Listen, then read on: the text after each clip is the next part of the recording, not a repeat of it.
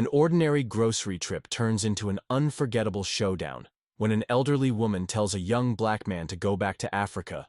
What he says next doesn't just silence the room, it changes everything. The grocery store was alive with the hum of daily errands. Shoppers pushed their carts through the aisles, some lost in thought, others chatting quietly. It was a sunny afternoon in a small neighborhood in Ohio, a place where everyone seemed to know everyone. But today the usual flow of routine would break in the most unexpected way. Near the produce section, an elderly woman, probably in her late 70s, stood adjusting her glasses. She had an air of impatience, muttering under her breath as she reached for a bag of apples. Her faded cardigan and carefully pinned silver hair gave her an unassuming look. But what followed was anything but. A young black man, tall and dressed casually in a blue hoodie and jeans, approached the same stand, reaching for a bag of oranges. Nearby, his name was Darrell. He was calm, polite, and seemed to blend effortlessly into the flow of the store. He was texting on his phone while balancing a basket of groceries. When it happened, the elderly woman turned sharply, noticing Darrell's presence, and her expression shifted. It wasn't subtle. Her eyes narrowed and her lips pursed tightly. "You people don't belong here," she said loudly enough for others nearby to hear. Darrell froze, his fingers hovering over his phone. When he looked up, she continued, her tone sharp and cutting. "Why don't you go back to Africa where you came from?" The air seemed to thicken. A couple of shoppers nearby stopped in their tracks. Some exchanged uncomfortable glances, while others pretended not to hear. The rhythm of the store halted, replaced by an awkward silence that stretched far too long. Darrell's initial reaction was shock. His brow furrowed, and for a moment it looked like he might say something immediately, but he didn't. Instead, he took a slow breath, his face unreadable, as though he was weighing every possible response. The woman, still clutching her apples, stood her ground, unapologetic and firm. The tension was palpable, and everyone within earshot could feel it. A young mother quickly steered her child away, while an older man near the potatoes glanced nervously at Darrell, waiting to see what he would do. The silence that followed was heavier than any words, setting the stage for what would come next. For a moment Darrell stood completely still, his hand gripping the handle of his grocery basket. The world around him seemed to shrink, every sound in the store muffled, every face turned in his direction. The weight of the woman's words hung in the air like a bad smell no one could escape. The elderly woman didn't back down. Her stance was defiant, as though she expected no argument. She adjusted her cardigan with a huff, her chin lifted in a way that dared him to respond. A young employee stacking bananas a few feet away froze, mid-motion, unsure whether to step in or stay out of it. A cashier craned her neck to get a better view. The growing crowd didn't move closer, but they didn't leave either. They were witnesses now, like it or not. Darrell glanced at the woman, his face calm, but his eyes full of thought. 1,000 responses raced through his mind. He could lash out, yell, or storm off, but none of those options felt right. The tension pressed on him like a weight, but instead of breaking, he allowed himself a moment to breathe. He shifted his basket to his other hand and straightened his posture, his presence growing larger in the silence. His voice, when it came, was calm but deliberate, cutting through the awkward atmosphere. "Ma'am," he began, his tone measured. "Do you even realize what you just said?" His question wasn't accusatory, it was reflective, almost like he was giving her a chance to think about her words, but she didn't seem interested in reflection. "I said what I said," she snapped, her voice rising. "This is my country. People like you don't belong here. That was it."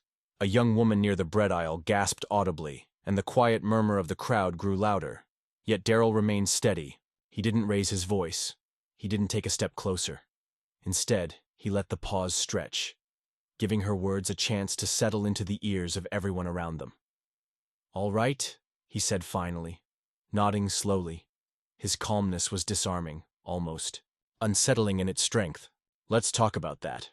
Since you brought it up," the room held its breath, waiting for his response. The storm was coming, but it wasn't the kind anyone expected. Darrell shifted his weight, setting his basket down on the floor with deliberate care. His calmness felt like gravity, pulling everyone closer, even those pretending not to listen. He fixed his gaze on the elderly woman, not with anger, but with a kind of quiet determination that made her shift uncomfortably. "You said I don't belong here," he began, his voice steady but firm. "But let me tell you something about where I come from." His words carried weight, each one spoken like it had been carefully chosen. "My great-great-grandfather was born in Mississippi," he said, pausing just enough to let the words sink in. "He was a sharecropper, working land he didn't own, breaking his back so his kids might have a better life. His father, he was a slave, kidnapped, beaten, sold like property, and for what? To help build the very country you're standing in." The woman's lips tightened, but she said nothing. The crowd, however, was transfixed. A man near the dairy section who had been glancing at his phone put it down. Entirely, an older couple whispered to each other but didn't look away. "My grandfather," Darrell continued, his voice gaining strength, "fought in World War II, fought for a country that sent him overseas to risk his life, only to treat him like dirt when he came back. Couldn't sit at the same counters, couldn't drink from the same fountains. But he stayed. You know why? Because he believed in this country's promise, even when it didn't believe in him." A hush fell over the room. Even the hum of the refrigerator seemed quieter now, "And my parents," he went on, his tone softening but losing none of its intensity. "They fought too, not with guns or fists, but by working every day, raising me to believe in kindness, respect, and hard work. My mother's a teacher. She spent her whole life helping kids, no matter what they look like. My father, he's a mechanic, the kind of man who'd stop on the side of the road to help someone like you if your car broke down. He let..." The words settle before continuing, his eyes still locked on hers. "So you're telling me I don't belong here, that I should go back to Africa?" He shook his head slightly, his voice now carrying a hint of sadness. "Ma'am, I am as much a part of this country as you are, maybe even more, because my family paid the price for it in blood, sweat, and tears." The elderly woman's face flushed, her hands trembling slightly as she clutched her apples. She opened her mouth as if to respond, but stopped, her words catching in her throat. Darrell took a step back, his composure unshaken. "I could have walked away," he said, addressing the entire crowd now. "But what good would that do? Ignorance doesn't get better in silence. It's up to all of us to be better than this, to be better than words like those." The weight of his words lingered, but the story wasn't over yet. The crowd's reaction would speak louder than anything else. The silence after Darrell's words was almost deafening. For a moment no one moved. The elderly woman's face was a patchwork of emotions, anger, embarrassment, and something deeper, something that looked almost like shame. She glanced around the crowd, as if searching for an ally, but none came. A middle-aged man with a baseball cap stepped forward. "He's right," the man said, his voice breaking the quiet. "We've got to be better than this." His words seemed to break a spell. An older woman near the frozen foods aisle nodded. "My dad fought in that same war," she said softly, her voice trembling. "He always said the only color that mattered was the red on the flag." The murmurs began to grow. A young cashier, no older than 20, called out from her station. "I've never seen anyone handle something like that so gracefully. Thank you." The elderly woman, now visibly flustered, clutched her cart tightly. She didn't apologize, but the fire in her eyes had dimmed. Her voice, when it finally came, was quieter, almost pleading. "I didn't mean," she started, but stopped herself. Darrell turned back to her, his expression softer now. "It's not about what you meant," he said gently. "It's about how it came across. Words matter, actions matter even more." A man from the deli counter clapped, slowly breaking the tension. It was hesitant at first, but then others joined in, the sound swelling into something undeniable. People clapped, not just for Darrell's words, but for the courage it took to confront hate with dignity. The elderly woman looked around one last time, her face pale, before quietly wheeling her cart toward the exit as she walked away. A few people moved to comfort Darrell. One woman placed a hand on his shoulder and said, "Thank you for saying what needed to be said." Darrell smiled faintly, lifting his basket back into his hand. "Sometimes," he said, almost to himself, "it's not about winning or losing. It's about making sure people hear the truth."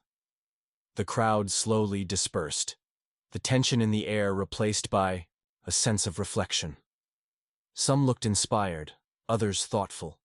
but everyone seemed changed in some small way. The moment had passed, but the impact of Darrell's words was far from over. What happened next would leave a lasting impression.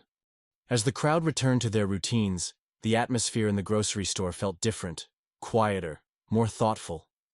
Darrell finished his shopping, his steps measured as if he were processing everything that had just happened. The weight of the moment hadn't shaken him, but it had left him reflective. At the checkout line, the young cashier who had spoken up earlier scanned his items with a shy smile. "What you said back there?" She hesitated, then continued. "It meant a lot. People don't always stand up like that, especially with such grace." Darrell smiled back, his tone warm. "Sometimes grace is the only way to break through. Anger just builds walls." Outside, the sun was beginning to set, casting long shadows across the parking lot. As Darrell walked to his car, he noticed the elderly woman sitting in hers, gripping the steering wheel tightly. For a moment he thought about walking over to her, but decided against it. Some lessons take time to settle, and he had already said what needed to be said. Later that evening, Darrell sat with his father at the kitchen table, recounting the day's events. His father, a man of few words, listened intently, his hands folded on the table. "You did the right thing, son," his father said finally. "Not just for yourself, but for everyone who was watching. People like her. She might not change overnight, but you planted a seed. That's all you can do sometimes. Plant the seed and let it grow." Darrell nodded, his father's words resonating deeply. He realized that while the encounter had been uncomfortable, it was necessary.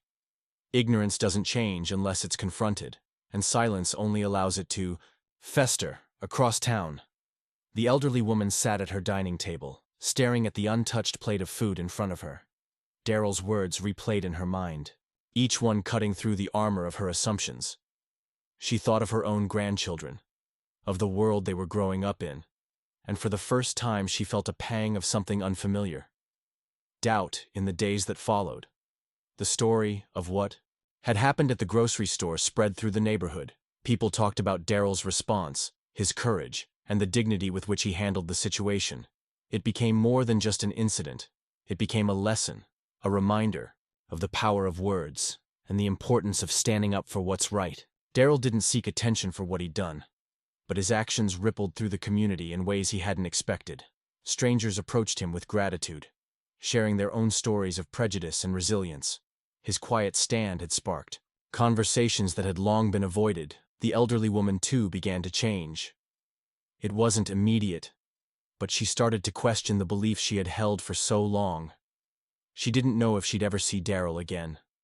But if she did, she hoped she'd have the courage to apologize. Moments like these remind us of the power of kindness, strength, and truth in the face of ignorance. They teach us that standing up doesn't always mean shouting. It can mean speaking calmly, with conviction, and letting the truth do the rest. To everyone watching, let this be a reminder. Your words and actions matter. They can hurt or they can heal. They can divide or they can unite. If this story moved you, don't forget to like, subscribe, and share. Together we can spread messages of hope, courage, and understanding to create a better world.